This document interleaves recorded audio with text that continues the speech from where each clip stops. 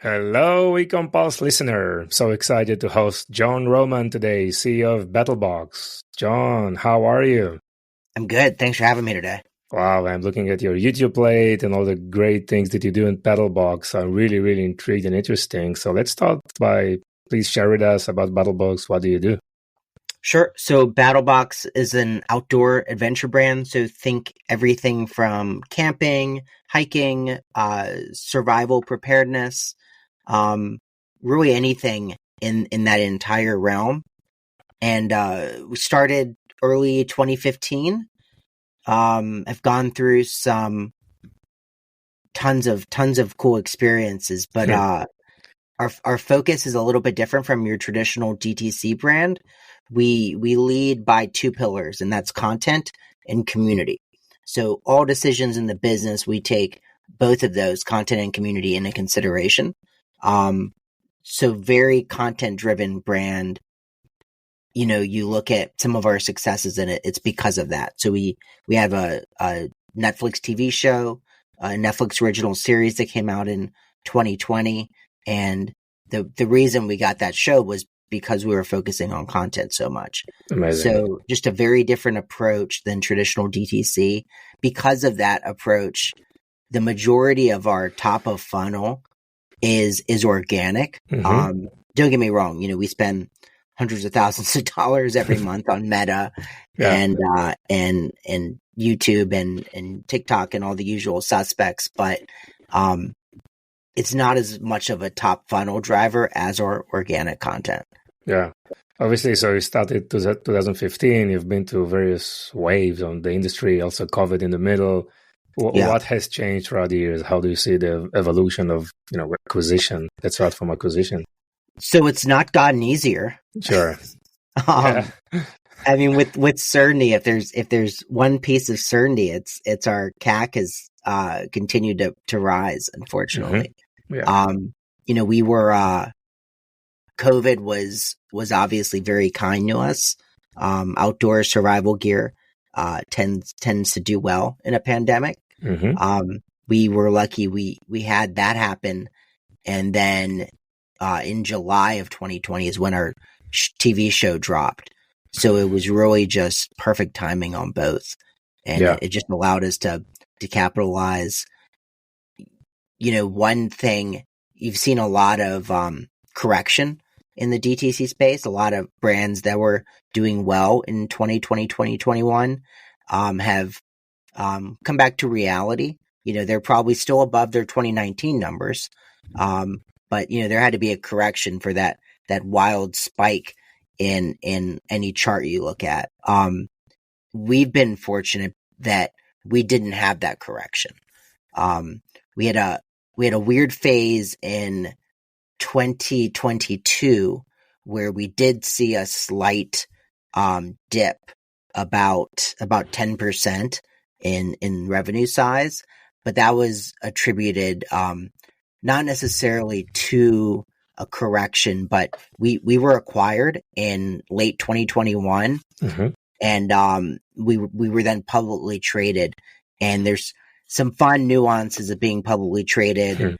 Every quarter matters. You maybe make some decisions sometimes that are very short-sighted because you want to have some good earnings numbers, and that those come, you know, sometimes at the expense of the business. Sure. So we bought the business back in early 2023, and when we did that, we were able to quickly go back to, you know, the secret sauce that we know how to execute, and we were able to scale past the dip, past where we were in 2021, 2022, and continue the upward trajectory. So I said a lot there. I don't know if yeah, it's all great. It's all great information.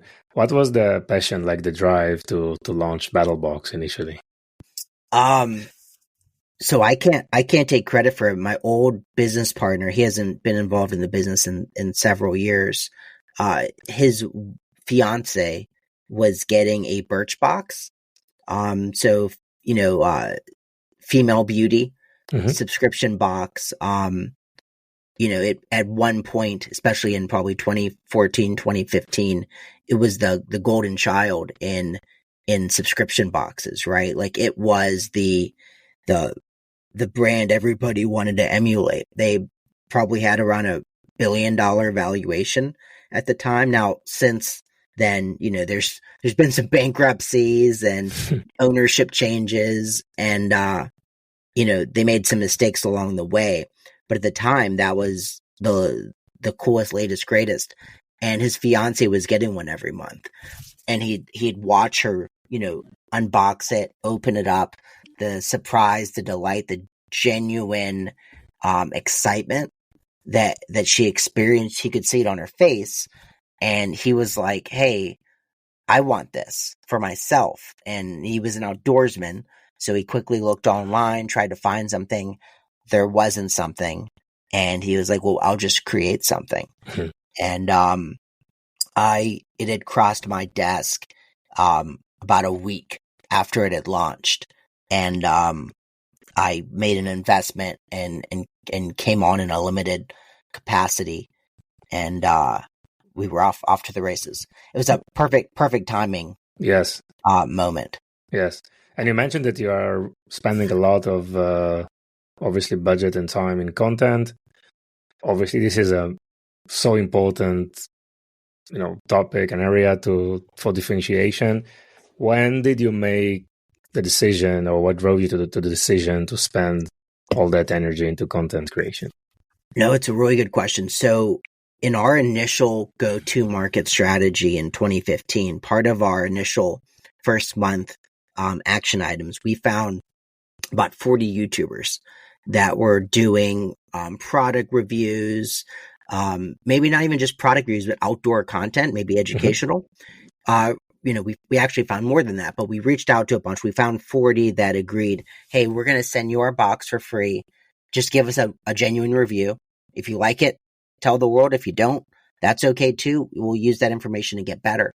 And so we sent out those 40 boxes. And to this day, we still send out about 30 to 40, depending on the month, to YouTubers specifically. Mm-hmm. And, we were tracking all of this best we could. We had a spreadsheet, and, just to, 2015, we had a pre-purchase survey where we asked them, how did you hear about us?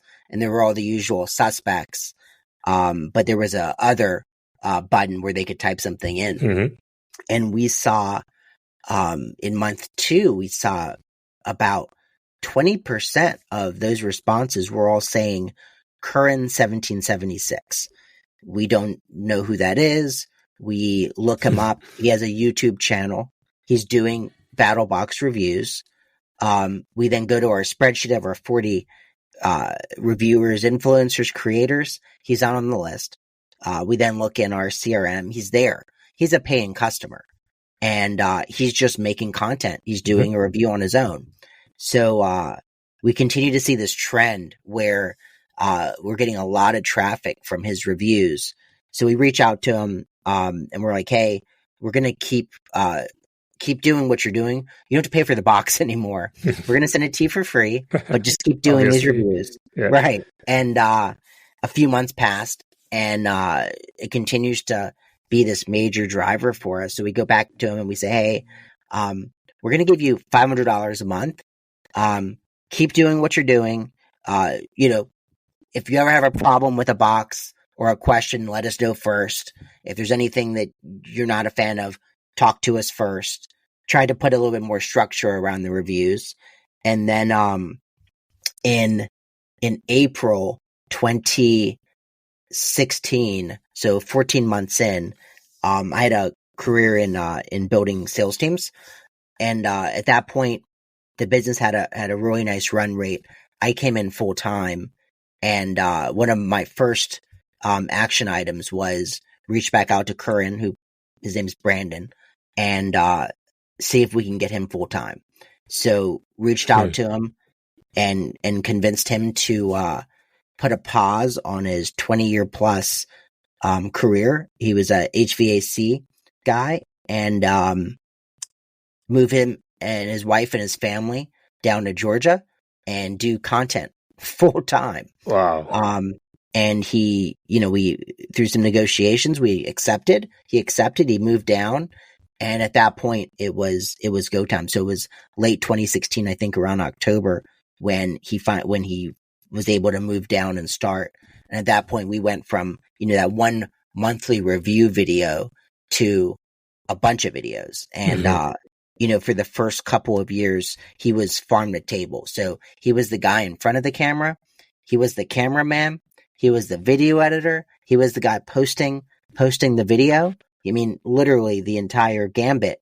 And we did that for several years. Wow. And then, I'd say 3 or close to 4 years ago now, we started the process of bringing on additional teammates. So we started with one video editor and then one social media manager that would schedule, and we've just scaled it. I think now we have 3 full-time video editors on staff. We have graphic artists. We have social media scheduler. We have obviously our head of marketing and a marketing coordinator. But we really beefed up the video team. Yeah. So that's obviously an internal team that you've built to create your own content and publish it on various socials and digital asset that you have. Are you also continuing doing like influencer marketing? Is it also part of the strategy, or? Yeah. So it's 100% still part of the strategy. So we still send out probably in total any given month, 70, 80 different items. It could be boxes. It could be specific items to a TikTok shop creator. Yeah, like gifting, right? Seeding. Yeah. So we spread out, typically sub 100 every month, but it's still a big driver. And then there's platforms that are driving it. So TikTok shop's a great example. TikTok, we almost have 1 million followers on there. And so the content we do is pretty good. In theory, to grab the followers and grab the views that we get. But when we post a product for the TikTok shop, even if the content's great, it doesn't perform as well on the algorithm as an influencer's who's selling our product does. It's like a false algo boost if it's an influencer selling someone else's. Like not even without bias. Like you look at our content and this creator's content, and 100 out of 100 people will agree our content is, wow, this is the better piece of content. But it doesn't matter. The algorithm completely different. Wow. So we, because of situations like that, we lean in. Yeah. So we have lots of influencers on the TikTok platform, but all platforms in general. Yes. Look, I'm sure you are creating various type of content, right? Just awareness type of content, consideration, decision, like in the various stages of the funnel, right? And those are very, very helpful for the success of that specific influencer, obviously promoting your content. Like this, having this foundation, I think is very powerful in the success of those.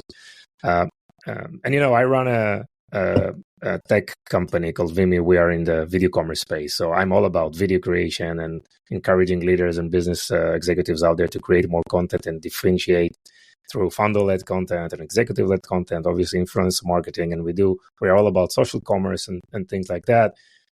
I'd like you to encourage leaders out there to focus more on content, how it's working for you.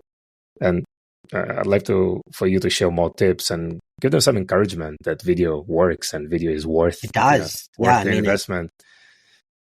It's so worth it. Well, I think the problem is, it's a lot of work, right? And you don't see the results immediately. Yeah.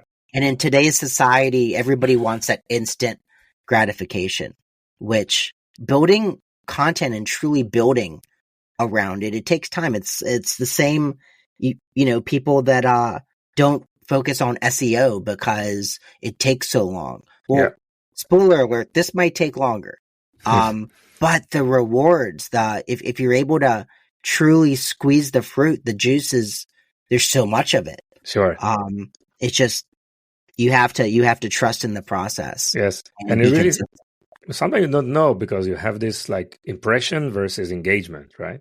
And impression can be like 100,000s of times more than engagement. And you don't know who actually watch your video and Right. what you will find even in a few months along the line. And attribution is anyhow so difficult. Your TikTok shop might attribute to a sale you do on your brand.com website, right? You don't know that because journey started somewhere on TikTok and eventually finished on your company website. So it's really a different type of thing. So I'm interested about the community aspect because you mentioned that as well, right? So obviously building a community is like the dream strategy, right, for brands, and obviously it requires again time and dedication.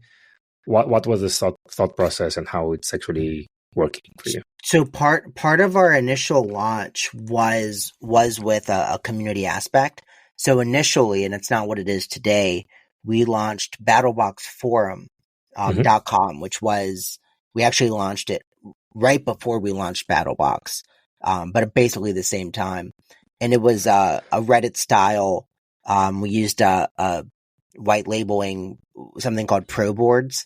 So it was like a bulletin board-esque. And it was there for a while. So when we started it, it was not focused on BattlBox per se. It was focused on the outdoors, focused on, all these categories, whether it's camping, hiking, or you're just preparedness people that are, preparing for an event. And we started seeding in Reddit and seeding in Facebook groups and letting people know about it, going to other bulletin boards. So we started this organic community. And then, once we had BattlBox, people were obviously talking a lot about BattlBox there, but it was really about engagement. So immediately in very short order, we found, I think 7 members that were very early to the forum that were very engaged, right? They're responding people. They know just about as much about BattlBox as we do. Like they're fanatical. Yeah. And they're fans. So we quickly said, hey, you no longer have to pay for your box. Your box is free moving forward. And in turn, keep doing what you're doing on the forum, in the community. Drive conversation, create conversations, nice. Right? And moderate. So we, off the jump, had 7 moderators. And in addition to that, I'll feature pace it. So a few years ago, we made the decision, and it works great. I'm not entirely sold that it's the right decision, and I don't know if we'll be there forever, but we migrated to a Facebook group. And when we did that, we made it a private group, and it's also, it's private paywalled. So if you're not an active paying member, you no longer have access. So we built it for, call it 5 years, where it was free, everybody invited. And when we migrated it over, we made it it's an added value of being a BattlBox member. Now I love that part. It doesn't serve the same purpose before. It was very top of funnel before. Now it's not top of funnel, right? Because you have to go through the funnel to get in. But it's, one of the big things, I'd say any single day you can check in the group, and there's anywhere between 7 to 10 BattlBox employees that have engaged somewhere on that day's posts or that day's content. There's multiple posts, obviously. Sure. And the ability, we'll get off this call, and sometime today I'll look at Facebook, and with certainty I'll have been tagged, 4 or 5 times sporadically in the group. And it's a pretty cool experience because you don't get, not that we're a large company, we're definitely a relatively small company, but we're big enough where it's quite unusual to have access to the entire team, just a tag away, and they're going to respond. We're going to respond. Whether it's me or Brandon who's in the videos, or anybody else on the team, it's just because it's been, it's part of the culture here, right? Like, we are doing what we're doing every day because of our customers and because of the community, and we have to remember that.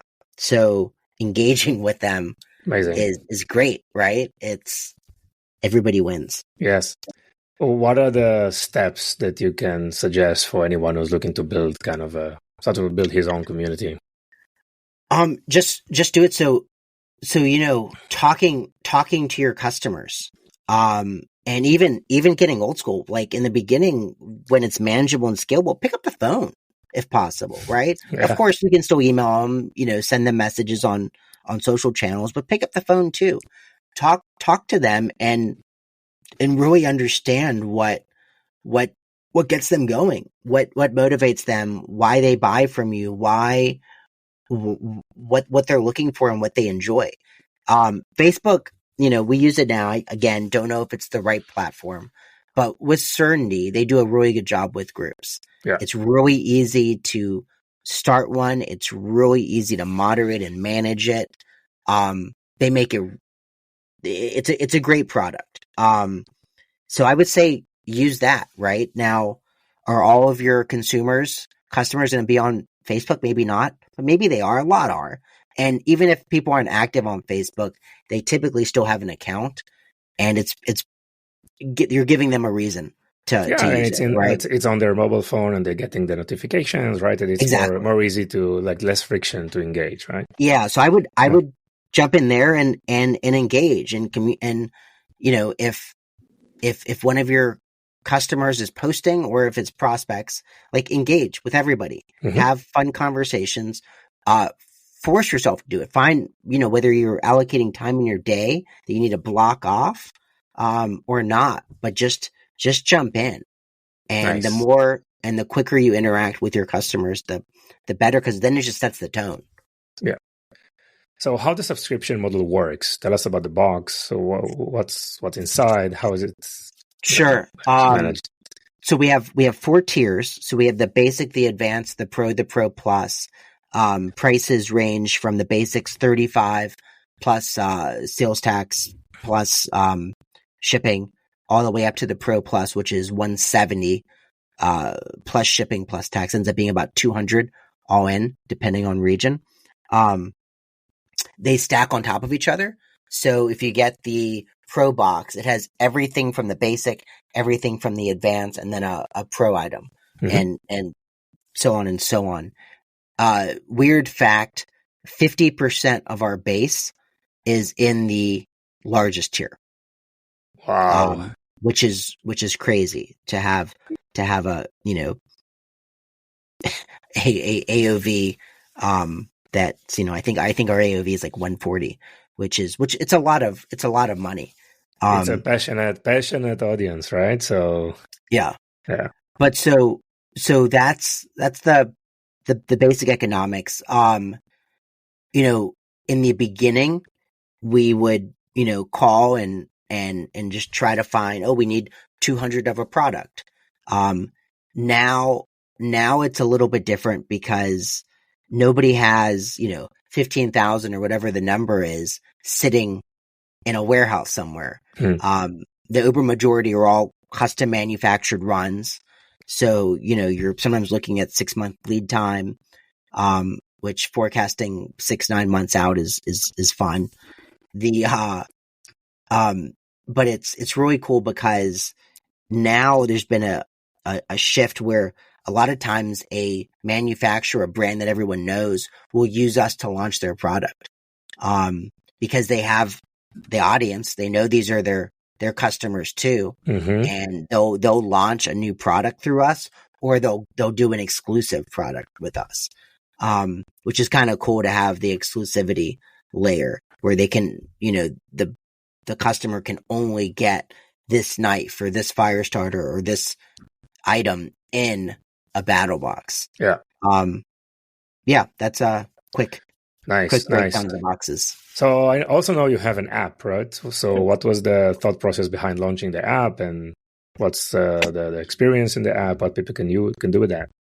Yeah. So the basics of it is to manage your account. You can also ingest content.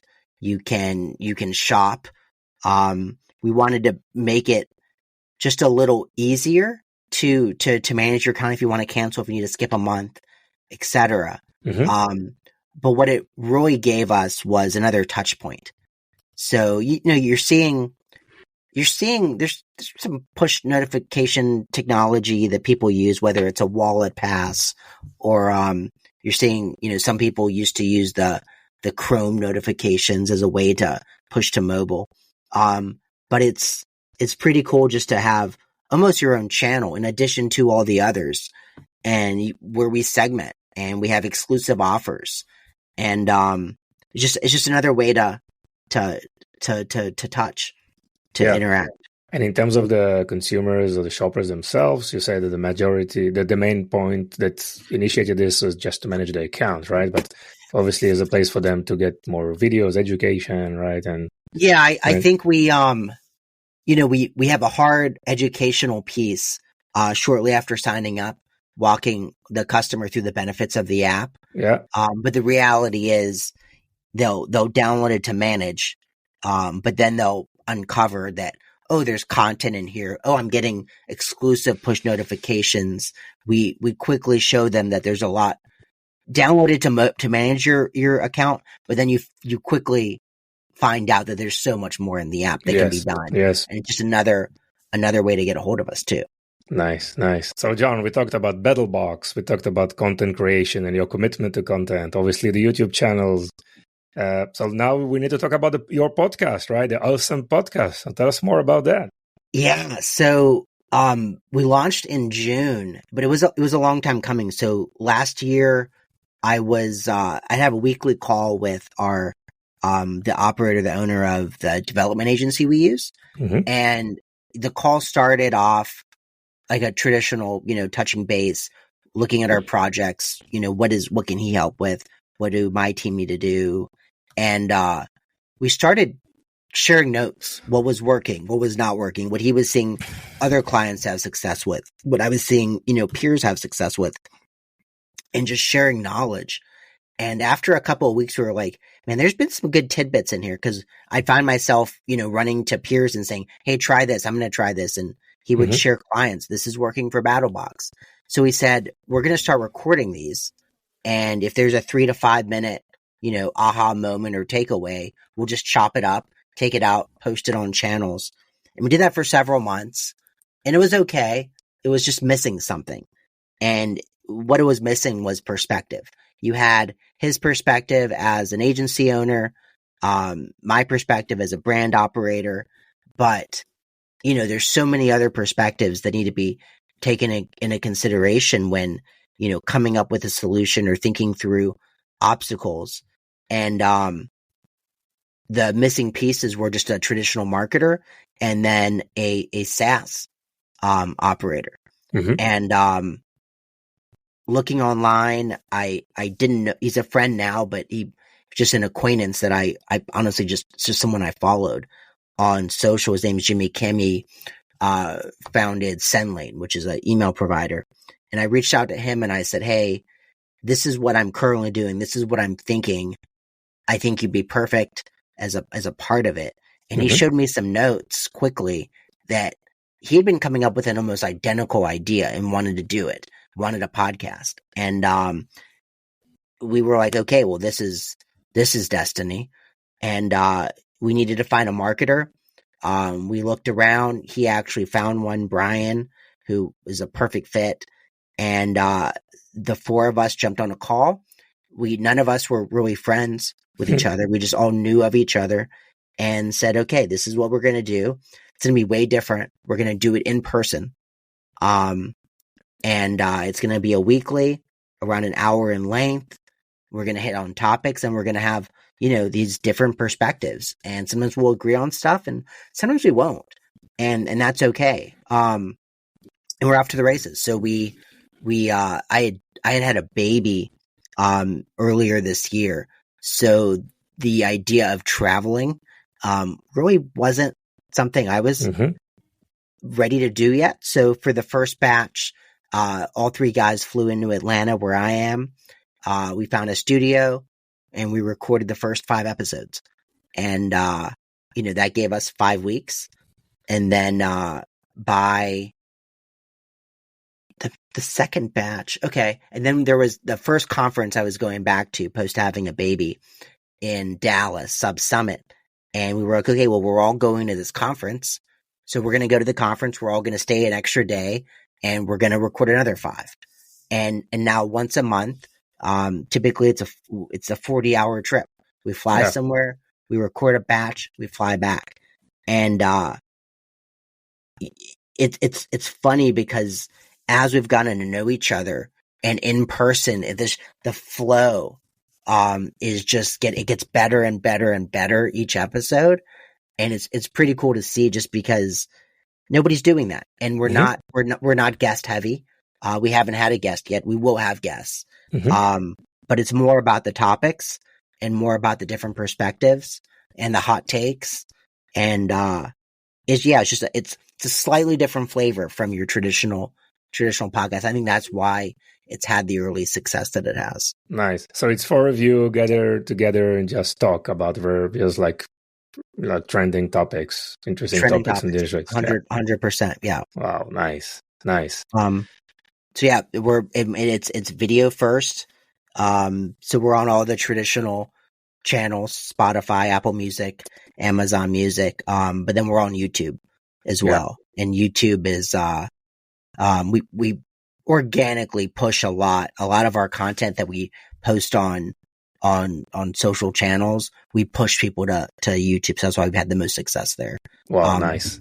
But it's interesting because it's 4 different people with, a moderate amount of reach, all pushing towards one goal. You quickly see how that moves the needle. Yes, it's a compounding effect, right? So interesting. Right, John, what do you do outside of work? How do you balance life? You mentioned you have a little kid, so anything else interesting that you do outside of work? Yeah. No. Working and family, right? Working, I like to travel. That's my hobby, if you will.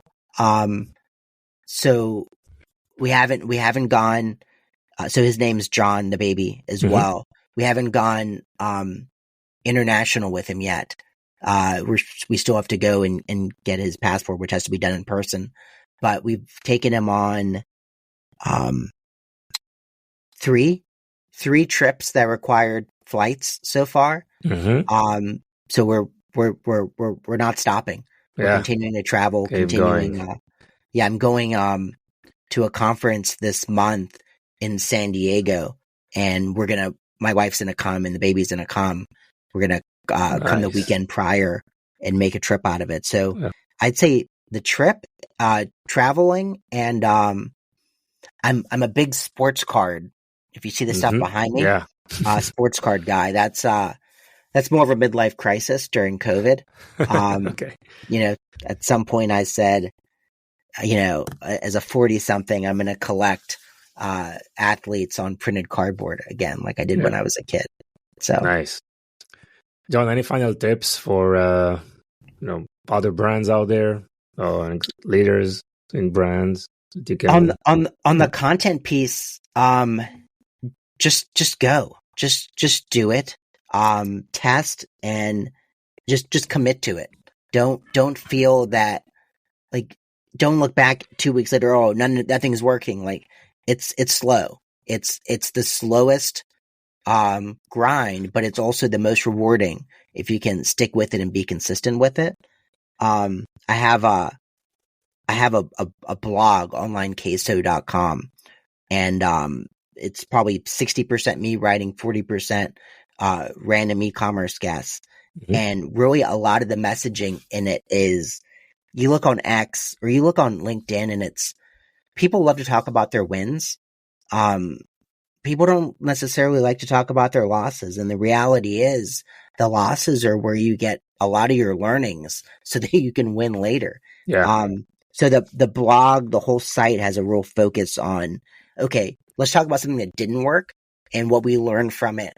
How are we stronger, better, faster because of it? Because I think there's a little bit of toxicness in online social media in general, especially on the business side, where people just want to talk about their winning. And the reality is it's an unrealistic expectation. So, just go with the content and know there's going to be a lot of losing, but if you stick with it, there'll be a win, and the wins will get bigger and bigger and bigger. I think the authenticity wins, right? I mean, talk about 100%. Everything. Like building public is a very powerful thing. It's huge. People love to watch that. Yes. Great, John. So where people can find you and BattlBox, or maybe the podcast? Obviously, we share all the links in the show notes. But LinkedIn. I'm most active on LinkedIn. I'm on X, but I'm not as active. Online Queso, awesome. OnlineQueso.com, awesomepod.com, BattlBox.com. Just Google me. Nice. Find me. John, super interesting. Wish you all the best and good luck. No, thank you so much for having me. Thank you for joining us on this episode. Your support means the world to us. If today's episode has been insightful for you, consider sharing it with someone who would also benefit. Even one share can make a big difference. Looking to elevate your e-commerce game? Discover Vimy, a multi-channel e-commerce platform that will transform your business with the power of shoppable video. Visit us at vimy.net to learn more. It's Vimy, VIMMI.net. Thank you for being part of our journey. Stay tuned for more invaluable insights in our next episode.